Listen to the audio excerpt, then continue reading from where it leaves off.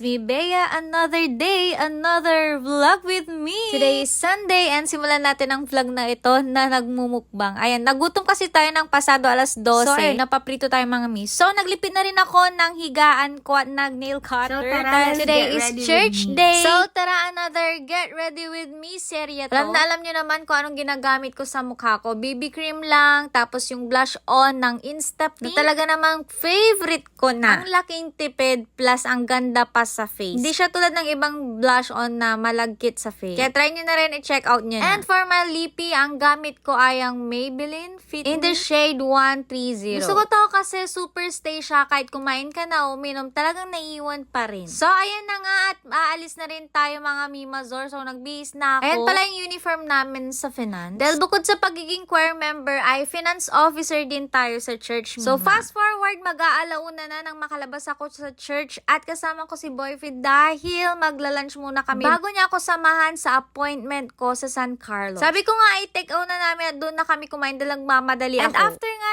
namin sa San Carlos, ay kailangan din namin bumalik sa church ng 4 o'clock dahil may monthly meeting ang lahat ng officers. By the way, that day pala, sobrang sakit ng ulo ko mula umaga hanggang hapon yan. Sobrang sakit. At sa part na yan ay tapos ng aming monthly pulong. Inaantay ko na lang sila mama, papa, tsaka si Early. So bago nga kami umuwi mga Mimazor, ay sabi ko sa kapatid ko, ilibre niya ako ng ice cream dito sa may Soriano Pharmacy kasi dito mabibili yung favorite kong ice cream, ang Dan Airy. As in, mas masarap to kesa sa jar. Basta sobrang sarap neto. At wala nga yung gusto kong flavor, yung cheese na size nung malaki. Kaya naman, Rocky Road na lang. Pero kumuha pa rin ako nung maliit na cheese. Buti na lang talaga merong maliit. Kasi yun talaga yung cravings ko. And happy ako dahil nakabili ako. Sana naman gumaling na yung sakit ng ulo ko. So, pag uwi nga namin ay nag-voice over muna ako. Kasi kailangan ko nang makapag-upload at hindi pa ako nakapag-voice overs. And after dahil Lunes kinabukasan, syempre, gumawa muna tayo ng DLL. Napaka mapagpanggap ng OAT na ito. Paano kailangan naming maging ready parate dahil may mga bisitang bigla-bigla na lang dumarating sa school. Kaya eto, kailangan nating mag-print ng DLL. So, after ko nyan mga Mimazor, ay finally makakakain ako ng ice cream. Yung mood ko nyan talagang ibang-iba na. Ang sakit na talaga ng ulo ko. Uminom na ako ng gamot at lat-lat pero hindi pa rin nawawala. So, sana naman sa tulong ng ice cream na to ay gumaling na yung sakit ng ulo ko. Palati nang sumasakit ulo ko. Ano bang masasuggest yung gamot? Or ano bang ma-advise yung mga Mimazor? So, bakit nagustuhan ko ang ice cream na to? Kasi sobrang creamy, cheesy, very milky. Saktong-sakto yung tamis. Ito talaga the best ice cream in the world. So, ayun lang for today's video. I hope na nag-enjoy kayo. See you in my next vlog. Bye mga Mia!